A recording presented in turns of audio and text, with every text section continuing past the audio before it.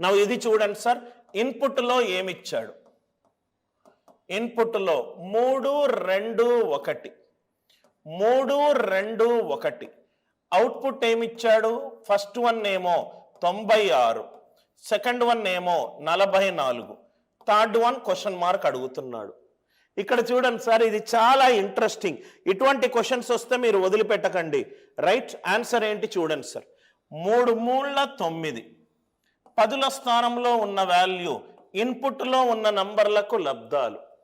Unit digit ఏమో ఈ రెండింటినీ కూడితే 3 + 3 ఎంత? 6.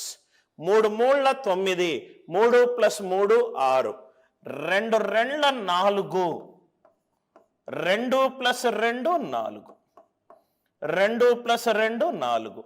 అంటే యూనిట్ స్థానంలో ఉండాలంటే ఇన్పుట్ వాల్యూలను కూడండి. పదుల స్థానంలో ఉండాలి అని వాల్యూ కావాలంటే ఇన్పుట్లో ఉన్న వాల్యూను లబ్ధం చెయ్యండి. 1 1s are 1, 1 + 1 2. ఆన్సర్ ఎంత ఈ క్వశ్చన్కి? 12. ఇదేమో 1 1 1, రెండేమో 1 + 1 2. యూనిట్ స్థానంలో ఉండాలంటే ఈ రెండింటినీ కూడండి. 3 + 3 6. పదుల స్థానంలో వాల్యూ కావాలంటే లబ్ధము చెయ్యండి. 3 3 9, 3 3 9, 2 2 4, 2 + 2 4, 1 1 1, 1 + 1 2. ఈ క్వశ్చన్కి ఆన్సర్ ఎంత సార్? 12. లాజిక్ అర్థమైంది కదా సార్? మనం ఇట్లాంటిది ఒక సిమిలర్ క్వశ్చన్ మనం ఆల్రెడీ చేసాం. 3 ఇన్పుట్లో ఏమేమి ఉన్నాయి? ఇన్పుట్ అవుట్పుట్ చూసుకుంటే చాలు సార్.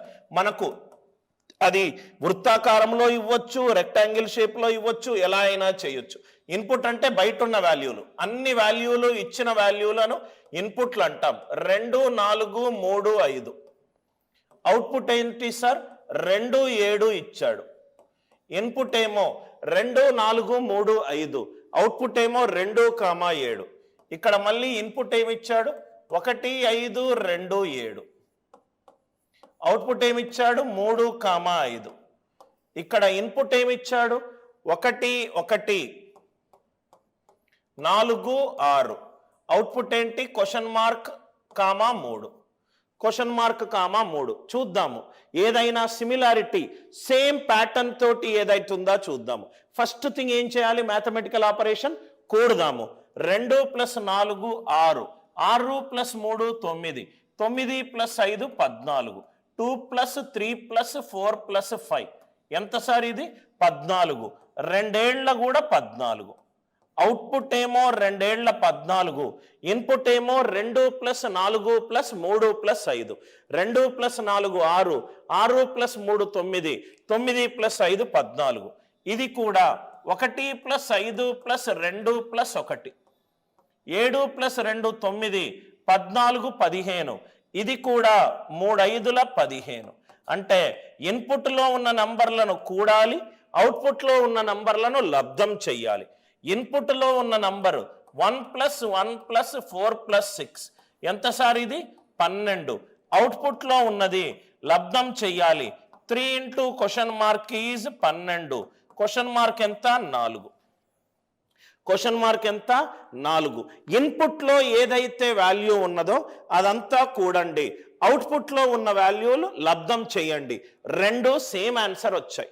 2 + 4 + 3 + 5 14, 2 7 14. ఇది కూడినా ఇది లబ్ధం చేసినా సేమ్ ఆన్సర్.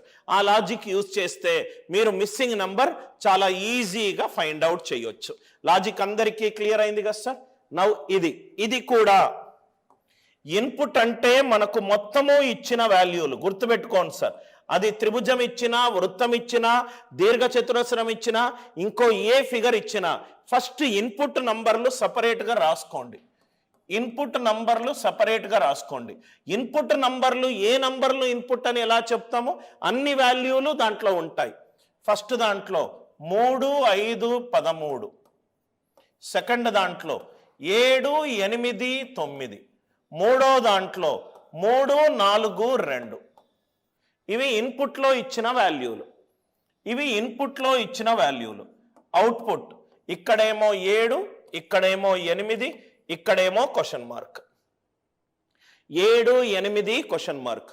3 5 13 7 8 9 3 4 2 question mark. నా ఇక్కడ చూద్దాం. ఫస్ట్ థింగ్ మనం ఏం చేస్తాం సార్, మ్యాథమెటికల్ ఆపరేషన్ ఏది చేస్తాము, అన్నీ కూడదాము. కూడితే ఎంత వస్తుంది, 3 + 5 + 13, 3 + 5 ఏమో 8, 8 + 13 ఏమో 21. ఈ 21ని 3 తోటి భాగాహారిస్తే నాకు క్వశ్చన్ ఆన్సర్ వచ్చింది. 21ని 3 తోటి భాగాహారిస్తే నాకు 7 వచ్చింది. ఇక్కడ కూడా చూద్దాం. ఇన్పుట్లో ఇన్న నంబర్లను కూడుతున్నా.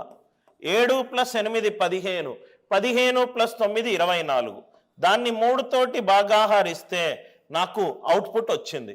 అంటే ఈ క్వశ్చన్కి మిస్సింగ్ నంబర్ కనుక్కోవాలి అంటే లాజిక్ ఏంటి, ఇన్పుట్లో ఇన్న నంబర్లన్నిటినీ కూడాలి, బై 3 చేయాలి. అంటే 3 + 4 + 2 / 3, 3 + 4 + 2 / 3, 3 + 4 7, 7 + 2 9, 9/3. ఆన్సర్ ఎంత 3, 9/3. ఆన్సర్ ఎంత 3. అందరికీ లాజిక్ క్లియర్గా అర్థమైందా? ఇన్పుట్ నంబర్లు సపరేట్ రాసుకోండి, అవుట్పుట్ నంబర్లు సపరేట్ రాసుకోండి. ఇన్పుట్ మీద కొన్ని మ్యాథమెటికల్ ఆపరేషన్స్ చేయండి. ఆన్సర్కి ఏ విధంగా రిలేషన్షిప్ ఉన్నదా చూసుకోండి. అదే ప్యాటర్న్ అన్నిట్లో గనక సాటిస్ఫై అవుతే ఆన్సర్లో ఏది కావాలో అదే మ్యాథమెటికల్ ప్రాపర్టీ ఎగ్జిక్యూట్ చేయండి. లాజిక్ అందరికీ క్లియర్ అయింది కదా సార్?